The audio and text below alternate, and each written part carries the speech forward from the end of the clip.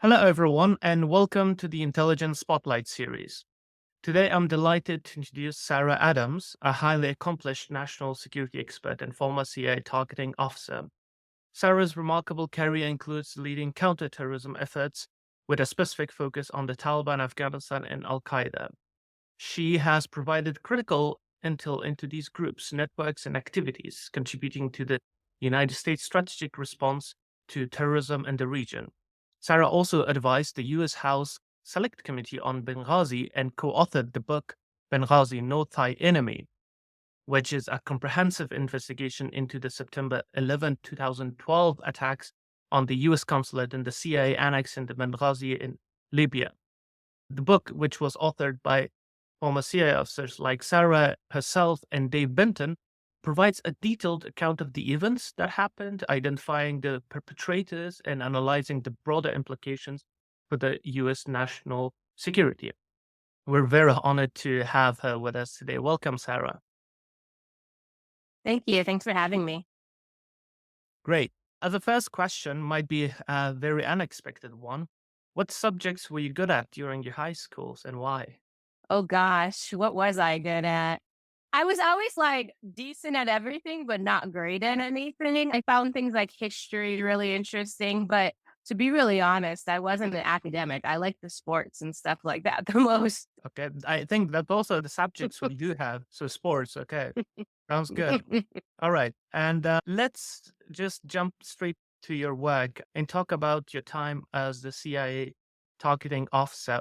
What exactly does role actually do? Does it collect, identify, analyze the information to mitigate the risks or the target you target a threat that emerges, especially when you were stationed in Pakistan, right?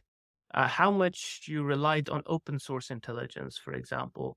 And from my understanding, I think without OSINT, confidential intels usually also need to be corroborated in a way with OSINT, right? Correct.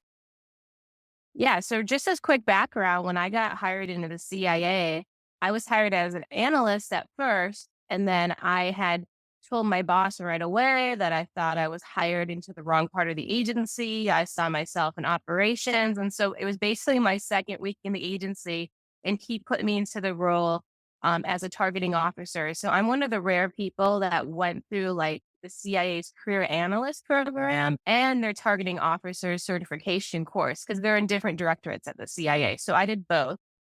So really, the targeting is very simple. It was something designed at a time, and we used to call it Alex Station when we started doing counterterrorism operations. And remember, we had analysts and then we had case officers who went on and collected information, but there wasn't some person in between, right, to help support the case officer because the analysts have to spend a lot of time, as you know, researching, analyzing, and then writing reports for policymakers. So they didn't have time to do operations. So it was like people started filling that void. And then one day they're like, oh, wow, this is a profession. Let's make it real. Let's make a training program. Let's hire people into it. And that's how that came about. Now, your question about when I worked Pakistan, was OSINT valuable? It actually was because the first group I focused on was Lashkar-e Jhangvi. And at the time, it wasn't a priority to the US government. So the US government hadn't been collecting on it pretty much ever. So I honestly started the whole project into the group completely unclassified. Even when I wrote my first paper on it, it was actually fully classified. And my boss made a joke that I couldn't release the paper inside the CIA completely unclassified, right? It would look bad because I use no classified sources. So yeah, I leaned in heavily. And you don't always have that at the CIA, right? Because sometimes it's hard to access unclassified information. So it ebbs and flows inside the CIA, how often it gets used and how easily you can pull it into your work product and use it.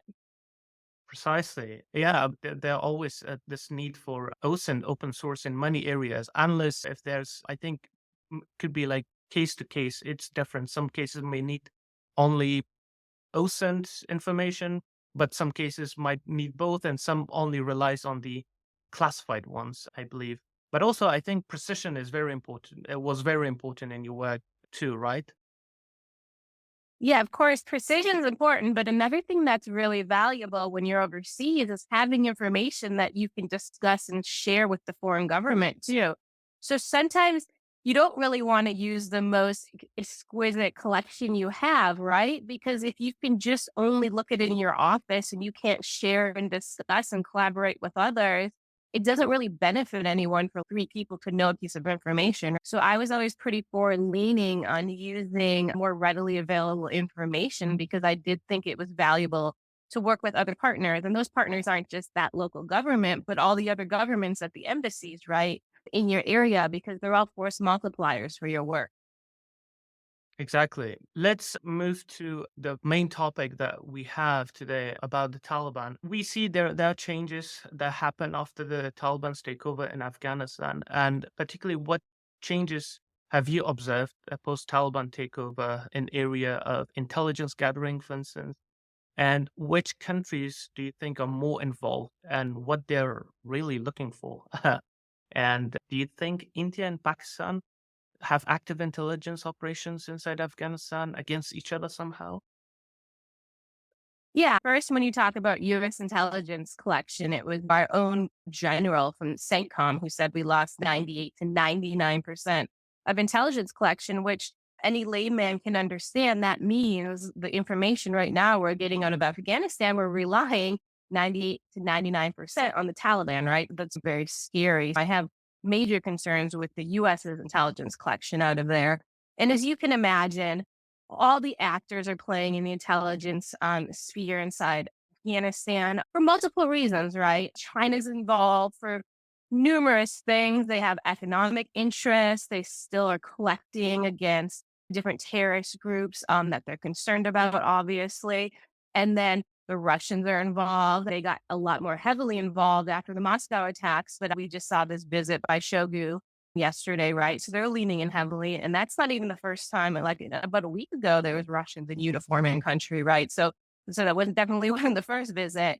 India, of course, is very involved. India has a de facto consulate they're running out of Kandahar, which I think is a lot of their intelligence operations. Pakistan, of course, has always been involved. Pakistan has a much more complicated situation, right? Because they have these historic ties, but then now all their historic ties, those people are turning on them and they're basically funding, supporting, and arming both the Taliban Pakistan, TTP, and then the Baluchistan Liberation Army, the BLA, which is Pakistan's two biggest problems, besides the Imran Khan issue going on in the capital. And Mhm. however, others like the Red Mosque people are going to take advantage of that and stuff. So Pakistan has a lot they're having to deal with, besides just the fact that Pakistan also does some support, right?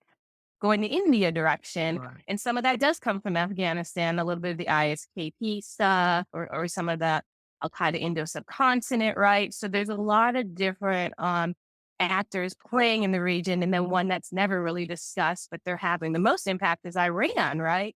Iran has really evolved and back in the day, they had their proxies, but they were like nobody super serious, right? It was Sipper Isa Hamas, Pakistan, and whatnot.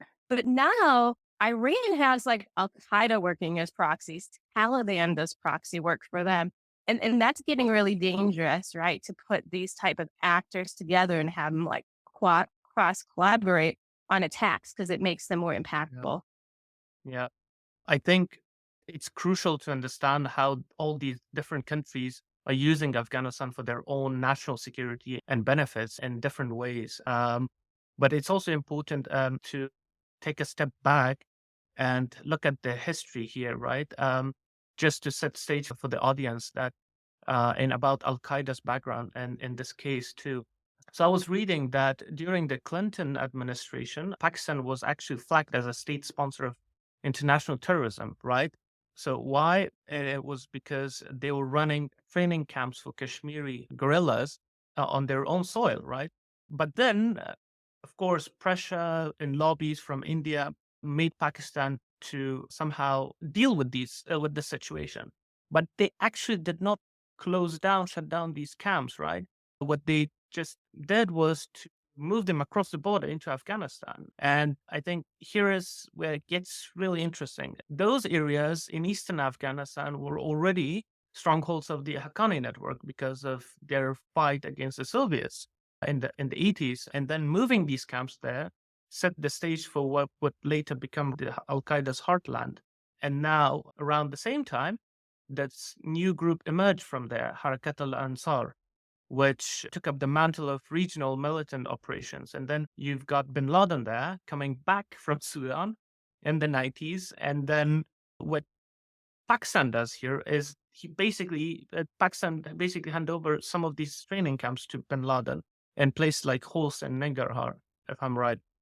And then these camps somehow became the backbone of the Al Qaeda's growth, usually for training, for different ideologies, and also recruitment because they were coming from different areas as well, particularly from the Indian subcontinent. And then operatives were also trained there, and somehow that's how the network expanded. So of course, it was with direct support of bin Laden and the Pakistani establishment. So what you see here is a clear convergence, right, of state policies, militant networks, and regional alliances, all feeding into this rise of Al Qaeda, which became real powerful later.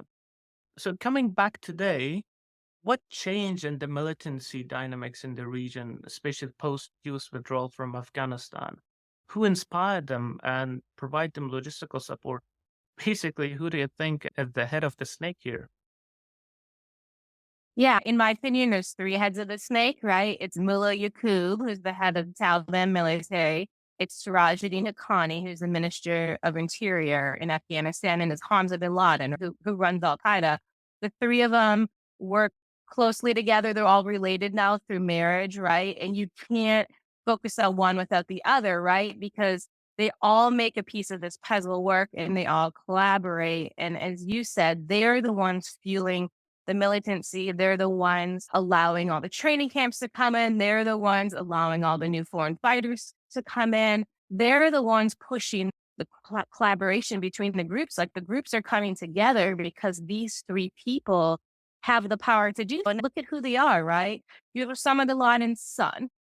You have Mhm. Jalaluddin Haqqani's son, and you have Mullah Omar's son. If you don't have that trifecta is the most powerful militant alliance in the entire world. There is no other terrorist in the world, if you lump them together like that, besides maybe Qasem Soleimani when he was alive, who can really inspire and bring in the talent the terrorists need to bring in. And that's the craziest part, right? We've seen terrorists that you just thought they're completely done or off the grid or past their time. I'm really good examples of Al Qaeda a few months ago named Yassin al Suri. They're heading Gaza and he moved in there. So also all the old Al Qaeda guys are inspired and they're back and they're excited for the second generation of leadership. And they want to be a lot more aggressive. Hamza bin Laden is not his father. He is much more aggressive. And it's something we really need to be worried about because Osama was calm, patient. He thought through things, and Hamza's not that way. Hamza is very operationally focused. He's very aggressive, and he's willing to take risks his father never would have taken. And I guess Hamza bin Laden in this case also benefits from his non-Afghan blood, meaning that usually the Afghan blood is usually easier to boil and sometimes leads to irrational decisions among, let's say, the Taliban. So do you think Hamza bin Laden brings in more pragmatic approach and strategy? Well, it's interesting. So if you ask Iran thinks he is a little hot-headed. He's a little Mhm. aggressive, and that's why they spend more time working with and aligning with Saif al-Adil because they think Saif al-Adil is more of a cool customer. He's got the strong Egyptian roots, and they actually find that they're a little more they respect that a little more. So it's interesting that the preference isn't what Hamza is, but that is going to be the future probably of the second generation. That's quite interesting to know that. And how do they just generally the global jihadi groups, despite being different in ideologies sometimes, especially when it comes to ISKP, the Taliban, or other groups, they do have some ideological differences with different agendas, but there seems to be a connection among them all. Something connects them, right? Whether that comes to operational support, maybe logistical or financial. And a while ago, you also said that Abu Ubaidah, the Hamas, and also other members of Hamas military wing, especially, did travel to Afghanistan prior to the October 7 attacks. How does that even work? Was Iran facilitating it? Yeah, we actually wrote a whole report on this. Actually, it's a little confusing for people because everybody calls it the Hamas attacks, but that attack on October 7th was planned by IRGC. They're actually their intelligence organization. A lot of people assume it's the Quds Force. It's not. Al Qaeda, the senior leadership of the Taliban, and Hamas, right? So all four groups were involved. So a big chunk of the plotting actually occurred inside Afghanistan. And then about a third of the attackers got trained inside of Afghanistan. So about 500 of them. They were about between 5 and 6 different camps, but we found 11 locations they were at prior to October 7th. And then the interesting part is Abu Ubaidah came to oversee some of that training as almost like a partnership, right? Thank you, Taliban and Al Qaeda, for doing this with us. But yes, it was mostly facilitated by a terrorist in Iran. His name is Mohammed Kazemi. He's a really interesting character. He was one of the really close IRGC guys to Soleimani. When Soleimani died, he moved up. He didn't move up in the Quds Force. He took over IRGC IO. But when Soleimani was alive, Kazemi was the one responsible for harboring Hamza bin Laden, Saif al-Adil, and then the terrorist we talk about, Musa bin Ali, the Libyan, who we focus on and where we get most of this information from being around, looking into what he's involved in. But that's where that relationship comes. It's a historic relationship, and that's why they trust him because he kept them safe in Iran. Regarding Iran and their proxies, I think for a lot of people prior to the October 7 attacks, it was a bit difficult to understand that Iran could be approaching proxies or creating proxies that are not Shia Muslims as well. There was a shift because Iran was only focused on creating Shia based proxy networks like the Fatimiyun, consisting of migrants from Afghanistan, or the ones the others in Iraq, and as well as in Syria, and the biggest one of them, Hezbollah. All of them were Shia, but then we see suddenly the connection with Hamas, and then the major attacks, and then also the claims of, okay, Iran is actually helping Al Qaeda. That's a wild claim in a way for a lot of people, and it's hardly digestible. So what do you think? Why is Iran doing that? Is it something beyond the Shia ideological spectrum? It's just because the relationship formed when all the so remember, when the US went into Afghanistan, it didn't really become a war with Al Qaeda. Al Qaeda went to Pakistan and Al Qaeda went to Iran, right? And made relationships in those countries, right? They were more successful making Mhm. relationships in Iran because in Pakistan, the Pakistanis were willing to capture Al Qaeda. Khalid Sheikh Mohammed is a really great example. So it made the senior leaders want to go to Iran. Think about it. If you're in Iran with your wife and your children, you are going to make really good relationships with the government because you have to trust them now to keep you safe, keep your family safe. And very close relationships were formed between those groups, and people really get lost in this. And then I think a lot of it really got cemented in Syria, right? Mhm. Terrorists really became aware who are really our enemies, right? Our enemies are basically the US government and the Russian government or whatever assessments made. And they're like, why are we fighting with each other? Why is this a Sunni Shia thing? And that was always Osama bin Laden's thing. I don't want my people attacking Shia, and he would lecture some of the groups they partner with for doing it. And Right. Hamza feels that way completely. Hamza would never agree. He does not want an Al Qaeda. He wants to attack Shia. And Hamza now, in the last few years, has created the Islamic Army, right? And the Islamic Army is Sunni Shia. There is no preference of being one or the other. You could be either and be a part of the Islamic Army. And the Islamic Army is headed by Hamza al Gandhi, and he's having a lot of success in that. A lot of the fighters Al Qaeda sent into Syria, to Mali, to Burkina Faso, to Somalia, they're actually trained and under the Islamic Army banner. And so there's all these people saying, oh, there's this growth in ISIS in Syria, or there's this growth in Al Shabaab in Somalia. No, this is Islamic Army. Like, you're behind the curve. These groups have come together and they're powerful, and this is all Hamza bin Laden doing in honor of his father. That's quite interesting to hear that. And I think I was reading this book the other day and finished it. It's written by the British former journalist and author David Lloyd. The book is called Butcher and Bull. So it actually talks about all the different militant movements and political changes in Afghanistan from the first Afghan Anglo War up until recent. There was this part that was interesting for me, and it was about the US rule and the US administration, how it actually created its own enemy in a way. And I quote page 265 that the US administration played its part in creating the bin Laden brand, blaming him for involvement in a long list of attacks going back to the death of 18 servicemen in Mogadishu in 1993, although some officials would admit that there was little evidence for much of this. So, how do you make of it? I don't really think that's true the way that's written. I don't think Bin Laden was created as a boogeyman. I do think there was intelligence and information. And as you saw, the US actually didn't take him very seriously as a boogeyman. Even Clinton himself didn't do the operation against Bin Laden. And then 9/11 happened.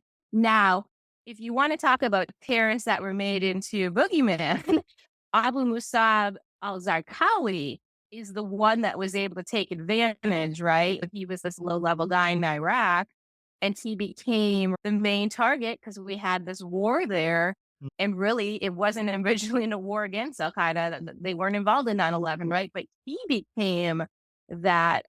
We gave him the power, right? We made him important. And that ended up until the fall of Kabul. That was probably the greatest surge ever of terrorists, new terrorists, recruits, fighters being trained, etc. And so I think that was a huge policy failure.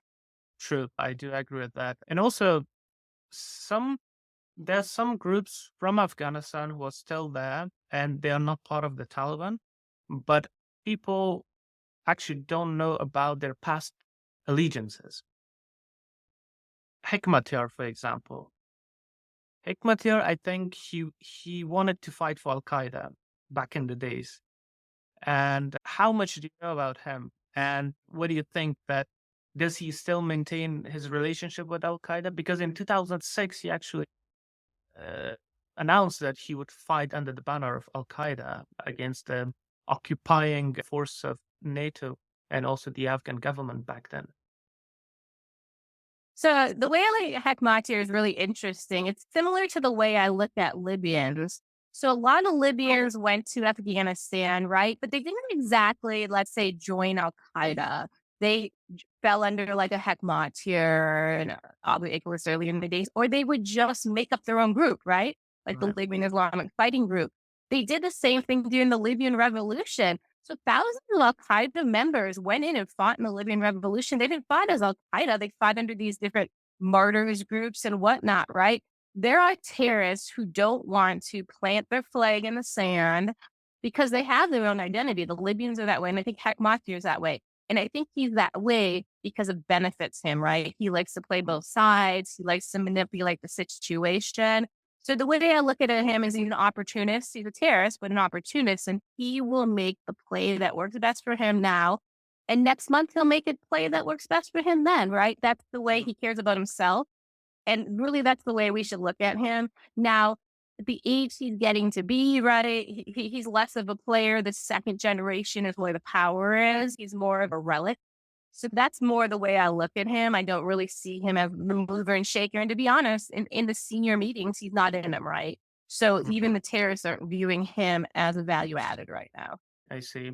Yeah, it was interesting also in during the Soviet occupation in Afghanistan that when different groups emerged to fight the Soviets, actually the Hikmatyar group had received way more financial support from US from other countries. It was more than 500 million in total, like, compared to other groups, Al Masood, for instance, or Northern Alliance.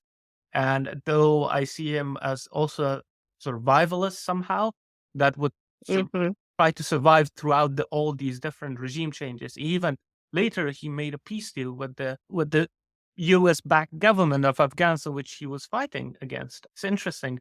So there is You know another. who's always a lot like him? Suraj ad-Din Haqqani is a lot like Hekmatyar. He doesn't get the credit for playing every Mm, side, manipulating every situation, right, taking right. money from friends and foes. but he is like the new generation of Hekmatyar. And I guess it also relates to that article of the New York Times, right? It portrays Haqqani as a more pragmatist, a person that actually can govern, and also tells you that, okay, Haqqanis know how to deal with foreign uh, engagement or how to engage with foreign countries. And at the same time, it portrays the Mullah Yaqub and other factions as more fanatics, religious fanatics in extreme form. But also, I think they do have that extremist wing and in the Haqqanis. But for me, from my understanding, is that I think they are the brains of the Taliban at the moment, and they can pull the strings far better than the Kandahari factions, for instance, right? I actually think, first off, I think that piece in the New York Times was propaganda. It was the Mm, second pro Siraj Haqqani piece in the last 4 or 5 years. And it's very dishonest. So mm, the thing is, Siraj ad-Din Haqqani is the deal maker, right? But Mullah Yaqub is very intelligent, and Hibatullah Akhundzada doesn't get any credit. But him and Siraj ad-Din Haqqani are in contact all the time via Telegram, right? So mm. if you think some of these decisions aren't being made by Hibatullah, then you're falling for their propaganda, right? And I really think that's a big problem. People are like, oh, the Haqqani faction and the Kandaharis. No, there is an Al Qaeda Taliban. Hibatullah supports it. Mullah Yaqub supports it. Siraj ad-Din Haqqani supports it, right? To act like there's this huge split in the Taliban is what they want you to think and they want you to focus on. So when they meet with these foreign governments, they can waste an hour of their time talking about, oh, these splits in the Taliban and, oh, well, someone's trying to, Hibatullah is worried about being assassinated and blah, blah, blah. And the people write up these reports and then they spend all their time talking about it and don't discuss the real issues that they're all working together. They're Mhm. terrorists, they're planning attacks in multiple countries. So they're letting you focus on the political side of things and they're playing like the whole world with that. So I think a lot of that's crap. That's a way to put it because it's always about the bigger picture, right? It's a strategy. You create a fog for people to get busy with while you do your own thing, and it's been a common tactic.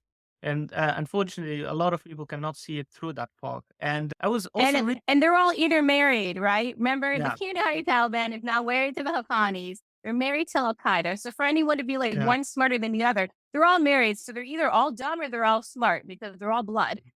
yeah. And tribal codes also play an important part because if you're married to someone, it's part of your blood, so you cannot stick out of them. So you gotta stay together no matter what.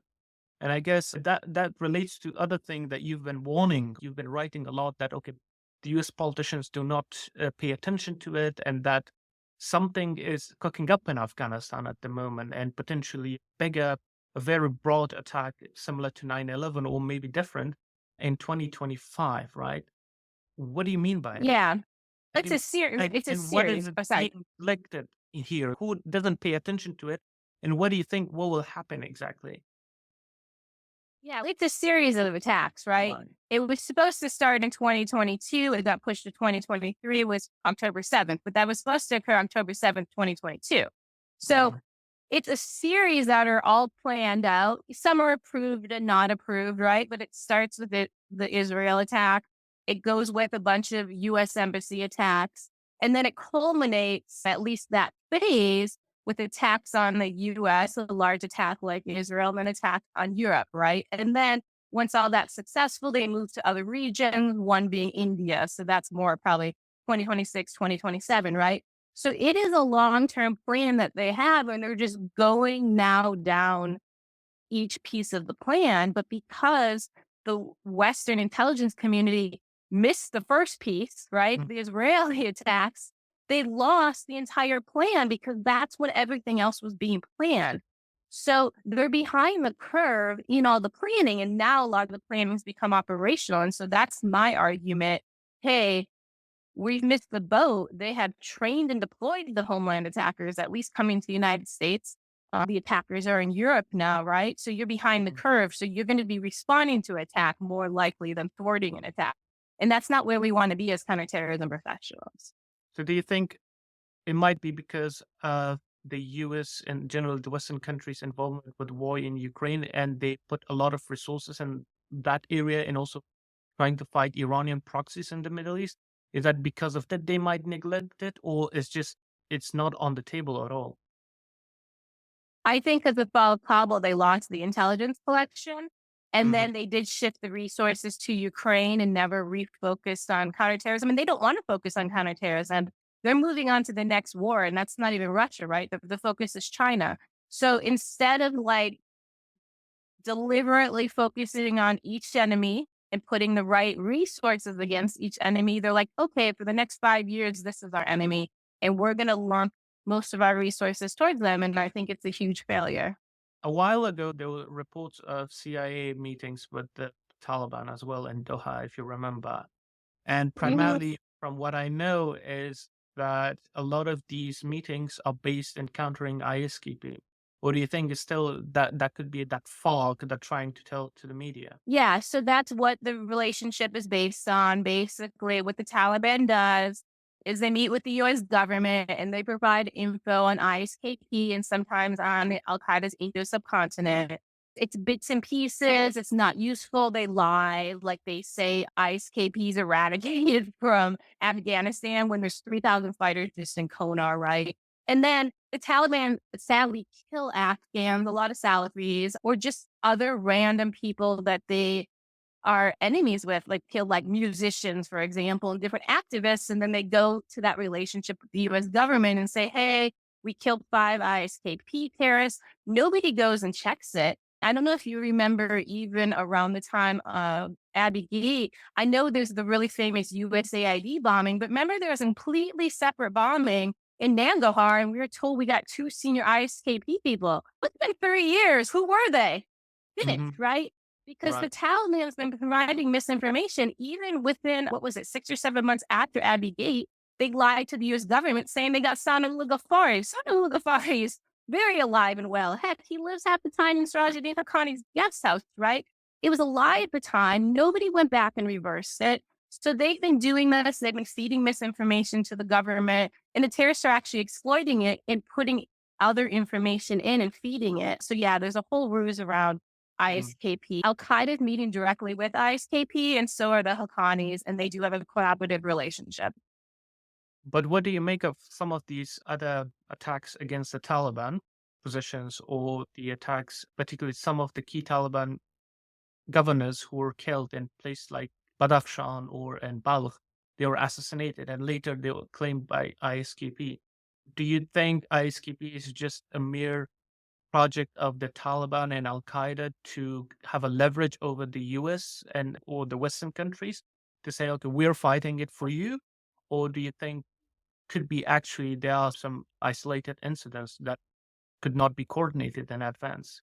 Here's the deal. ISKP came out of the fact that at the time, the Afghan military really messed up some Hmm. operations they did in Pakistan. And some of the militants they thought they were aligning with, they bombed them. And those people became ISKP. So ISKP was first formed because of a break in a relationship with the Afghan government at the time who was supporting them, right? So that's where it started. Now, it came out of Iraq side Pakistan. It was a lot of Pakistanis. It only shifted to this Afghan focus when Sana Ullah Ghaffari took over it. But what people don't remember, Sana Ullah Ghaffari was the head of the Haqqani network in Kabul when he Mm. took over ISKP. So yes, the original ISKP was slightly different, but it's evolved now because of this Haqqani influence and it's stronger. But what a lot of people don't know is there's two branches of ISKP, right? Mm. There's the Sana Ula Ghaffari one. We all know it's the most famous one, which it shouldn't be the most famous one. And then the second one is the Gulmurad Halimov one. Mm. That's the one based in Takur and Badakhshan. He is the ISIS minister of war, and it Mm. gets ignored. And then people are confused, right? Because that's where a lot of the Central Asian terrorists join.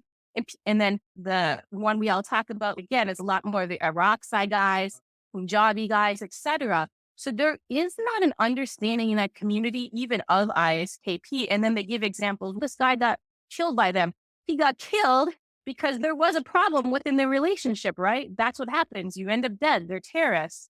And then they're like, oh no, that means ISKP is against the Taliban or Al Qaeda and they're fighting them. And it's a lot of misinformation and just a lot of not an understanding of what's really happening on the ground. In a way, they all planning something. And what you said, that there are series of attacks. It's not just one. So that series of attacks could be in a way to not raise alarms for the people that may come against them as well, like the US? Or is it just a new strategy they want to implement? Yeah.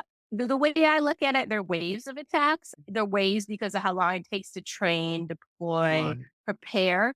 But to do the other piece you're talking about is yes, Al Qaeda does not want Americans coming and bombing their camps. So the next wave of attacks, the first wave was blamed on Hamas. The next wave attacks are going to be blamed on ISIS, Khorasan province. So then the US government goes to the Taliban to deal with it. And that's the plan. So yeah, Al Qaeda is going to have a hidden hand. Iran does in their attack. So they're playing like the proxy card. So yeah, there is no intent to claim that Al Qaeda did these attacks once they're complete. Mhm. Like they never claimed October 7th, even though they were directly involved. And regarding the Trump presidency, I'm sure a lot changed, a lot were discussed that, okay, Trump may fight the Taliban or may topple the Taliban. And some said, no, actually, he wants to engage with them. And what do you think actually would change under the Trump presidency when he takes office next year and dealing with the Taliban? Also, a while ago, Zalmay Khalilzad, he said that the time has come to fully implement the Doha Agreement. What he means by that? Yeah. The problem is Khalilzad is a Republican, right? A very wealthy Republican. And unless he's pushed aside, I'm not seeing a huge change in the US government relationship. Yes, luckily, a lot of veterans have made noise about the financial support to the Taliban in this growing terrorism. But we don't even hear any of these new admin officials coming in and really talking about it in a way that there's something pragmatic, right? So unfortunately, the way I look at it, I think it's going to be status quo for a little bit until maybe the US gets attacked. Is it probably at an embassy? And hopefully then policy changes. But unfortunately, I don't think Afghanistan's a top priority of the new administration. And I do think it's going to go to the back burner until someone's forced to make a decision on it. But here's an interesting thing about Trump.